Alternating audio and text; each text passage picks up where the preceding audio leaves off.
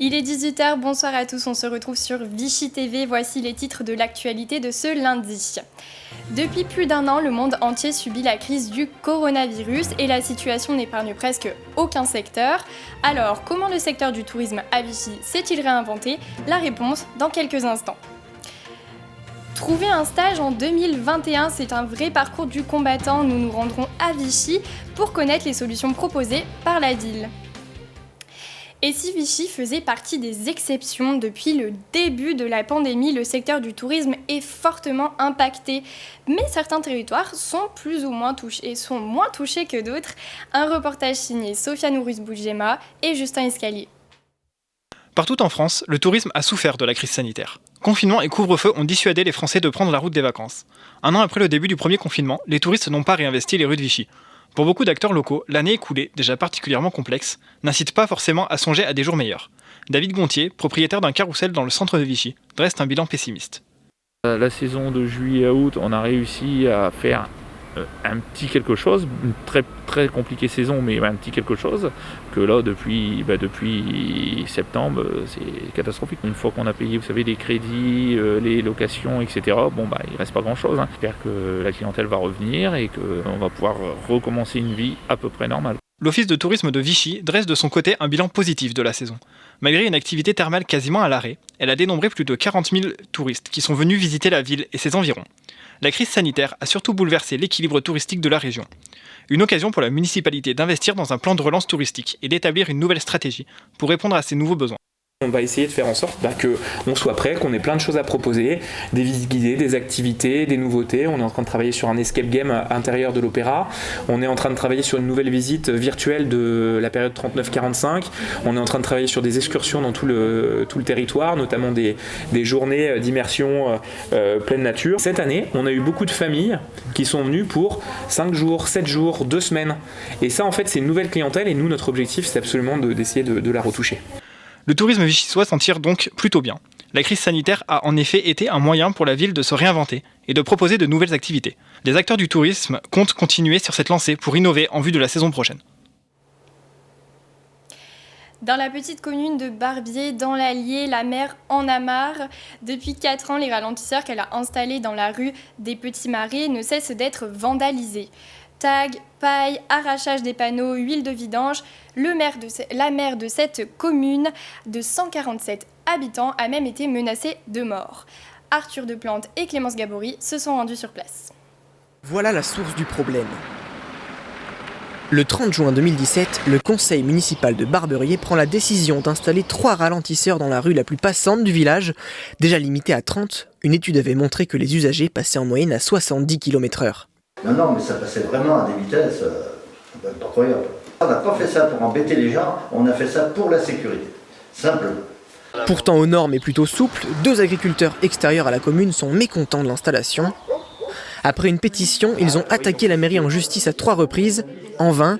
Depuis, des actes anonymes de vandalisme s'enchaînent, les habitants de la rue n'en peuvent plus. Là, 30 à l'heure, c'est 30 à l'heure, on respecte et puis c'est tout. Et puis toutes les dégradations qu'il y a eu pour ces doudanes, là, c'est ignoble, moi je trouve. De la paille, de l'huile de vidange, des peintures, les panneaux arrachés, ça coûte cher à la commune. Mais ceux qui font ça, de toute façon, ils en veulent à monsieur le maire, c'est tout. À plusieurs reprises, Philippe Château retrouve des déchets dans son jardin personnel, des pots de peinture et les panneaux de signalisation disparus. En avril dernier, la situation s'aggrave, il reçoit une menace de mort. Et puis ces lettres anonymes, c'est déplorable. Voilà. Ma famille, ça les inquiète énormément. Oui, ma femme dort de moins en moins. Dès qu'elle écoute un bruit la nuit, qu'elle se lève. Elle a toujours peur d'avoir quelque chose à la maison de cassé ou n'importe quoi, qui m'empoisonne mes chiens. On ne sait pas ce qui peut arriver finalement. Soutenu par ses concitoyens, le maire a porté plainte et une enquête a été ouverte. Les dodanes, eux, ne vont pas disparaître. La mairie compte bien se faire rembourser les 5 000 € de réparation engendrés par les dégâts. Et c'était bien la commune de Barberier et il s'agissait du maire. Et maintenant, nous retrouvons sur notre plateau Didier Malga, pilote de rallye originaire de Chamelières, pour parler des énergies nouvelles avec notre journaliste Tom Bonnard. Effectivement, Héloïse, il nous fait l'honneur d'être ici. Didier Malga, bonjour. Bonjour. Vous avez 65 ans, vous êtes pilote de rallye automobile, champion de France 2016 et 2017 du trophée ENRS, donc énergie nouvelle, régularité sportive, mais également champion du monde 2018 des rallyes énergie nouvelle. Et vous êtes venu à Vichy pour nous parler de la transition énergétique dans les sports automobiles. Pourquoi vous vous êtes tourné du coup vers ces énergies nouvelles dans les sports automobiles, Didier ? Je vais avoir du mal à répondre à cette question parce qu'en fait, on est arrivé dans cette discipline complètement par hasard après une impossibilité de rouler sur un rallye Monte-Carlo historique. Et l'ACM, l'Automobile Club de Monaco, nous a proposé la version énergie nouvelle du Monte-Carlo qui démarrait de Clermont-Ferrand. C'était une opportunité. Donc on s'est inscrit là-dedans vraiment par hasard. Et puis ça nous a plu, on a rencontré beaucoup de personnes un peu nouvelles, beaucoup de technologies sur toutes les possibilités pour faire avancer un véhicule, à la fois du gaz, de l'électricité, des biocarburants. Donc c'était assez passionnant. Et puis comme le résultat a été pas trop mauvais, du coup on a regardé comment continuer dans cette direction-là. C'est vrai qu'aujourd'hui les véhicules électriques notamment ont tellement évolué en termes de puissance que c'est devenu vraiment très très excitant de rouler avec. Et dans ces énergies nouvelles, est-ce que vous constatez beaucoup d'intérêt porté à cette cause ? La jeunesse, je pense, tout simplement. Est-ce qu'elle est captivée, selon vous, par cette transition énergétique ? Alors c'est vrai que cette transition énergétique, c'est un vrai défi sociétal aujourd'hui. Donc c'est compliqué parce qu'il y a vraiment des clivages de génération. On se retrouve un petit peu comme au moment où la voiture à pétrole est arrivée en France, en fait, ceux qui voulaient garder la voiture à cheval et ceux qui étaient progressistes et qui sont partis avec la voiture à pétrole. C'est exactement le même scénario qui se passe. Et donc il y a les anciens qui sont piqués un peu au pétrole, qui sont pas contents parce que la voiture fait pas de bruit, etc. Enfin, des clichés un peu habituels. Et puis, il y a effectivement les jeunes qui, eux, s'intéressent en fait à la technologie qui est transportée par la voiture, la technologie interne, et c'est là où ils sont épatés par tout ce qui se passe et tous les systèmes de navigation, de conduite, etc., qui sont disponibles en fait et qui renouvellent le genre de la voiture. Et enfin, des projets ont été abordés en 2020. Ma dernière question est la suivante. À l'avenir, est-ce que vous pensez qu'une épreuve sur une grande compétition, à tout hasard, je vais dire le Rallye Dakar, est-ce que vous pensez qu'une épreuve pourrait-elle être tournée essentiellement vers les énergies nouvelles ? Alors, c'est déjà le cas, en fait. Voilà, c'est pas très, très vulgarisé, mais bon, vous avez déjà le Trophée Andros, par exemple, qui a basculé complètement vers l'électrique. Il y a le championnat du monde de Formula I, donc la F1 électrique qui existe. Et puis, effectivement, pour le Dakar, pour la première année, cette année, il y avait 2 véhicules à énergie alternative, électrique, hydrogène. Et puis, surtout, une logistique qui a été testée et qui a réussi, donc on va la retrouver rapidement, et même sans doute l'an prochain, sur l'alimentation du paddock, c'est-à-dire à la fois le fonctionnement de l'hébergement, de la restauration et puis la recharge des véhicules qui demande quand même une grosse puissance. Et en fait, il y a une entreprise qui est proche de Clermont-Ferrand maintenant qui s'installe sur le circuit de Charade. C'est toute la comment dirais-je, les entreprises autour de Garlin-Chicherit qui ont conçu un système d'alimentation solaire avec des accumulateurs et qui permettent d'alimenter maintenant. Donc il y a beaucoup de matériel à transporter, mais ça va devenir possible. Très bien. Je vous remercie Didier d'être venu nous voir sur ce plateau. Merci à vous deux. La journée porte ouverte du pôle universitaire de Vichy sera 100% virtuelle cette année. Elle se déroulera le samedi 6 mars sur le nouveau site de l'université, lancé spécialement pour cette occasion. Des conférences en live seront mises en place, comme l'explique Geneviève Chevry, directrice adjointe du pôle universitaire. Des lives qui vont avoir lieu toute la journée pour expliquer et découvrir le restaurant universitaire, la médiathèque et toutes ses actions.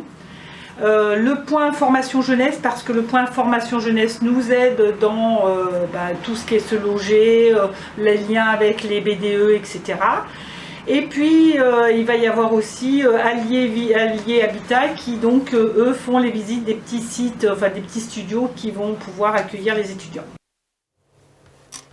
Et puis, pas toujours évident de trouver un stage en pleine pandémie. Heureusement, des instances nationales, mais aussi locales, sont là pour venir en aide à ceux qui sont vraiment en difficulté. Le point à Vichy avec nos journalistes Vincent Maheu et Hugo Mougin. Sont particulièrement touchés par les conséquences sociales et économiques de l'épidémie de Covid-19. Ces derniers rencontrent de nombreuses difficultés dans leur recherche de stage, nécessaires pour leur faire découvrir le monde professionnel auquel ils aspirent. Thomas, 19 ans, étudiant en journalisme au pôle Lardy de Vichy, est en recherche active de stage pour valider sa 2e année d'IUT et son diplôme. Pour l'instant, ses recherches sont infructueuses. J'arrive pas à trouver de stage, c'est compliqué. Les entreprises souvent répondent pas, tout simplement.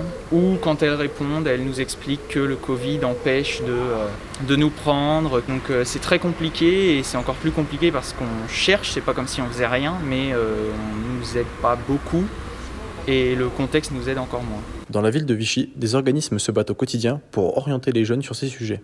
Le point d'information jeunesse propose de mettre en relation des jeunes à la recherche de stages, alternances ou CDD et CDI avec des employeurs. Le site a été lancé récemment, la rubrique offres vient d'être lancée et on a eu quelques entreprises qui étaient intéressées pour diffuser des offres de stages.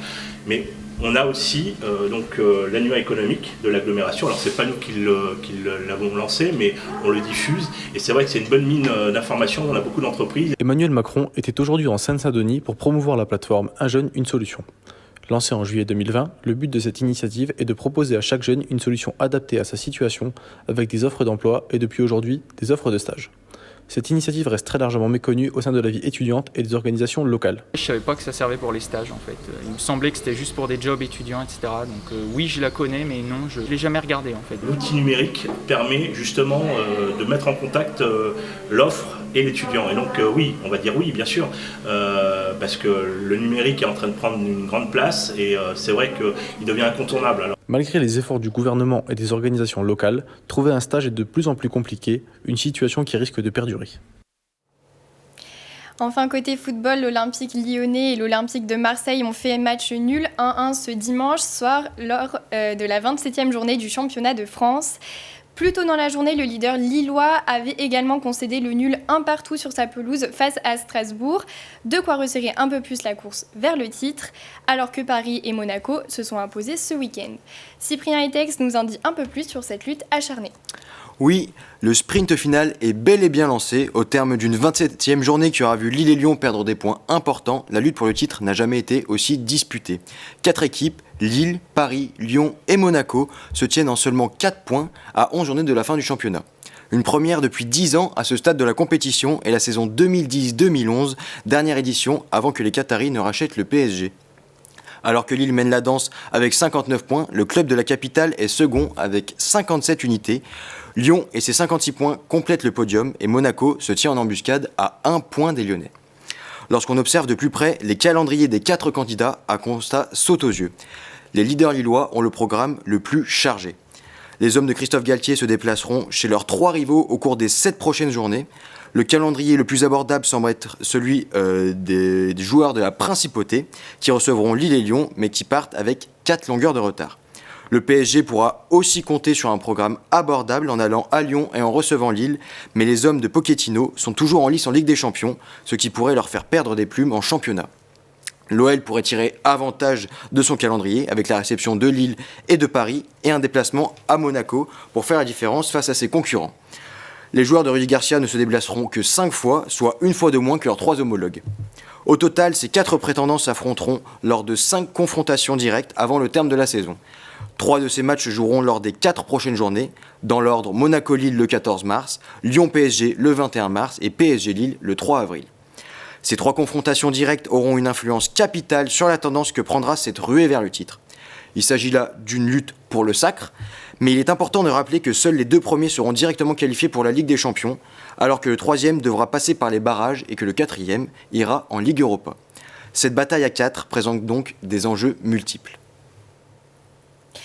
Voilà pour cette édition. Dans un instant, la météo avec Aurélien Flamand et puis votre feuilleton au Parc des Célestins, suivi de la saison 2, un été à Vichy.